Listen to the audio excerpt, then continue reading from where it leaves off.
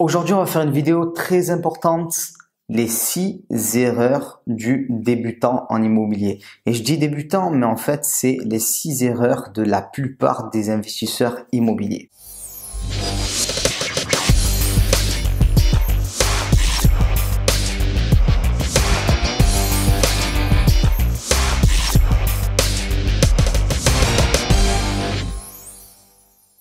Bonjour à tous, je m'appelle Romain Caillé, je suis l'auteur du livre best-seller Adieu patron, devenir rentier en 18 mois grâce à l'immobilier. Et aujourd'hui, on va parler des 6 erreurs du débutant en immobilier, ou en tout cas, c'est plutôt les 6 erreurs les plus courantes en immobilier. Même des investisseurs immobiliers qui ont un certain niveau continuent de les faire. Mais bon, là, on va faire un focus plutôt sur les personnes qui débutent. Avant de commencer, si ce n'est pas le cas, n'hésite pas à t'abonner sur la chaîne. Ça te permettra de voir toutes les vidéos et d'aller sur mon site romaincaillé.fr pour récupérer 1 heure de séminaire immobilier gratuit. On va rentrer tout de suite dans le vif du sujet. Première erreur, elle peut paraître bizarre, c'est d'acheter trop vite. Ça arrive assez souvent, il y a souvent ceux qui achètent pas assez vite et ceux qui achètent trop vite, et il y a un certain nombre de personnes qui achètent trop vite. Et quand je dis acheter trop vite, c'est acheter quand on ne maîtrise pas encore sa zone d'investissement, qu'on n'a pas défini clairement le type de bien que l'on veut, la cible qu'on doit attaquer. Si tu veux des T3, des T4, du parking, vraiment définir une cible qui est précise et quelle exploitation tu vois en faire. Si tu n'as pas ça en tête, tu peux pas te lancer, c'est pas possible. Tu dois connaître aussi la rentabilité et surtout le cash flow que tu vas faire avec ce bien-là. C'est vraiment nécessaire parce qu'au final, tu risques d'acheter un bien qui est pas rentable, qui ne te rapporte pas de l'argent tous les mois. Et pour moi, c'est ça la magie de l'immobilier, pouvoir emprunter de l'argent et pouvoir obtenir un revenu entre guillemets à partir de rien si on veut. C'est ça qui est vraiment super. Et le troisième point, c'est que tu dois savoir si tu vas pouvoir déléguer en totalité ou pas l'exploitation de ce bien. Sinon, tu vas te créer un deuxième job. Donc, tant que tu n'as pas en fait validé ces différents points, pour moi, tu achètes encore trop vite. Il faut vraiment devenir expert de cette zone, de la zone d'investissement que tu as choisie avant de te lancer.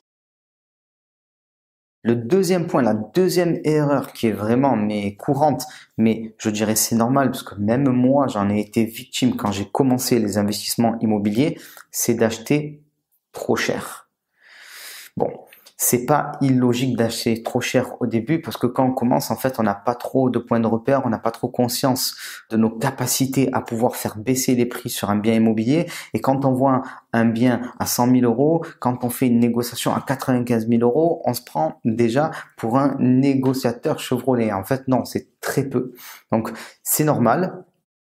Ça arrive très souvent au départ. Et ce qu'il faut comprendre, c'est que si tu achètes trop cher, en fait, ce qui va se passer, c'est que tu vas avoir des difficultés à revendre dans de bonnes conditions. Quand on achète mal, on vend mal quoi qu'il arrive et on peut perdre de l'argent. Alors, si tu as détenu ton bien immobilier pendant 30 ans, bon, il n'y a pas de souci, le prix aura augmenté, c'est certain. Mais si tu dois vendre rapidement, c'est pas forcément le cas. Donc aussi, quand on achète trop cher, le problème, c'est que ça va faire baisser ta rentabilité et ton cash flow. Donc ça, c'est vraiment le truc qui va te tuer en quelque sorte parce que déjà, tu vas pas gagner d'argent, tu risques même d'en perdre. Et en plus de ça, tu vas pas pouvoir réinvestir. Et le troisième point, quand tu achètes trop cher, c'est que ça fait augmenter la quantité des encours que tu vas avoir. Donc tu vas en fait créer des difficultés pour plus tard à continuer à investir. Troisième point, pour l'investisseur qui débute, c'est d'acheter en faisant de l'apport. Pour moi, c'est très simple. Il faut se battre pour acheter sans faire d'apport en immobilier. C'est vraiment très important. Bon, la trésorerie, c'est très dur à gagner, on le sait très bien. Si tu veux mettre 1000 euros de côté, ben voilà, ça représente de nombreuses heures de travail et surtout une certaine rigueur budgétaire. Donc, la trésorerie, il faut la garder autant que possible et il faut se battre pour ne pas investir avec de l'apport et ça se fait en allant voir les banques qui sont adaptées aux investisseurs immobiliers. Quatrième erreur qui arrive très souvent, c'est un peu l'inverse de la première erreur. Celui qui achète trop vite, ben là il y a celui qui attend l'affaire du siècle. Ça, je le dis assez souvent, l'affaire du siècle, elle arrive une fois par siècle. Point, tout simplement. Donc, ce qu'il faut faire en tant qu'investisseur immobilier, c'est acheter de nombreuses affaires qui sont rentables et pas forcément l'affaire du siècle. En fait, celui qui attend l'affaire du siècle, qui va toujours te dire, oui, mais là, on n'a que 10% de rentabilité, non, là, c'est trop cher, c'est 3 000 € trop cher par rapport à ce que je veux, alors que 3 000 € par rapport à 100 000 €, en fait, c'est rien du tout, c'est une broutille. En fait, c'est une personne qui se trouve des excuses pour ne pas acheter très souvent. Donc, c'est un petit peu l'arbre qui cache la forêt, si on veut. Et il faut absolument éviter ça.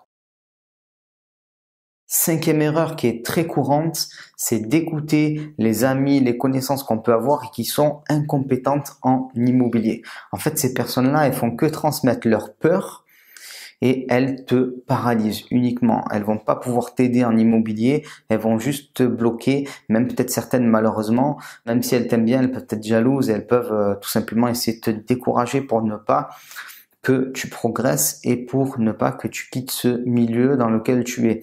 Donc attention à ça, il faut écouter des personnes qui s'y connaissent, c'est vraiment la base. Et le 6e point qui est très important à comprendre, et je le dis de manière d'autant plus transparente que moi j'ai eu beaucoup de mal à le comprendre au départ, vous le savez si vous avez lu mon livre Adieu Patron, c'est la nécessité de s'instruire. Moi, à titre personnel, au début, j'avais la tête dure. Comme je le dis souvent, je voulais pas prendre de conseils auprès d'autres personnes qui s'y connaissaient en immobilier. Je voulais faire tout à ma sauce, entre guillemets. Sauf que ça m'a fait perdre beaucoup de temps. Ça m'a pas empêché, bien sûr, de réussir, mais ça m'a fait perdre du temps et perdre de l'argent aussi. En immobilier, chaque erreur évitée, c'est souvent des centaines, voire des milliers d'euros, en fait, économisés. Donc ça, faut l'avoir en tête, nécessité de s'instruire. Moi, à titre personnel, je dois dépenser environ 1 500 € par mois de formation actuellement. Donc c'est vraiment pas rien. Bon, c'est des formations de haut niveau, ça fait quand même un gros budget annuel. On va sûrement dépasser les 20 000 € assez rapidement, mais c'est des formations dans divers domaines. C'est pas de l'immobilier d'ailleurs, c'est plutôt tout ce qui concerne le business internet, mais je continue à me former dans les milieux qui m'intéressent. Donc, il faut bien prendre en compte ces 6 points si tu veux commencer en immobilier ou même si tu es déjà lancé et que tu as 1-2 biens immobiliers pour pouvoir progresser. Il faut vraiment faire attention à ces différents points parce qu'ils paralysent les investisseurs immobiliers pendant plus ou moins toute leur vie d'investisseur. J'espère que ces conseils t'ont permis d'y voir un petit peu plus clair en immobilier. Si la vidéo t'a plu, like-la.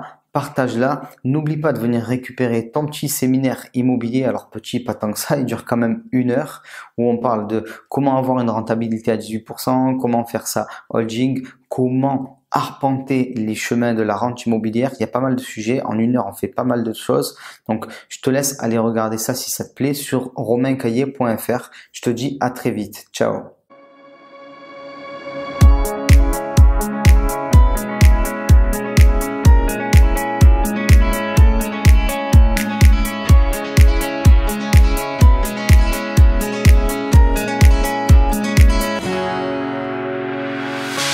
The sun lays so brightly.